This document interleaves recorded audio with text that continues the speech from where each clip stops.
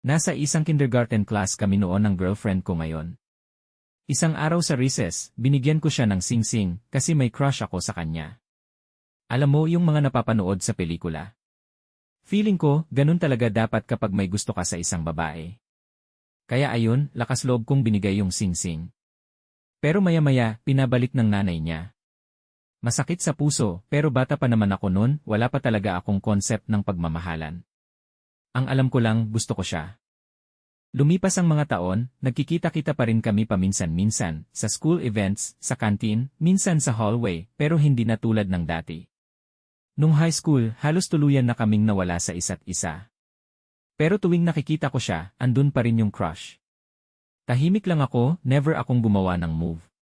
Tapos ayun, 4 na taon matapos ang graduation, nagkita ulit kami sa isang coffee shop. Parang destiny, no? Sabi niya, kailangan daw ayusin ang kotse niya. Sabi ko agad, uy, dalhin mo na lang yan sa bahay sa weekend, tignan ko. Dumating siya ng Sabado. Buong araw kaming magkasama, kwentuhan, tawanan, catch up sa mga nangyari sa buhay. Doon niya nabanggit na, noong bata pa kami, may gusto rin pala siya sa akin. Tahimik lang daw siya noon, gaya ko rin. Needless to say, yun na siguro ang pinakamatagal kong pag-ayos ng kotse. Kada ikot ng wrench may kilig. Ngayon, 6 na buwan na kaming magkasintahan. At masasabi ko, sobrang saya ko, walang duda. Siya ang pag-ibig ng buhay ko. Ngayon na nakuha ko na ang chance, hinding-hindi ko na ito papakawalan.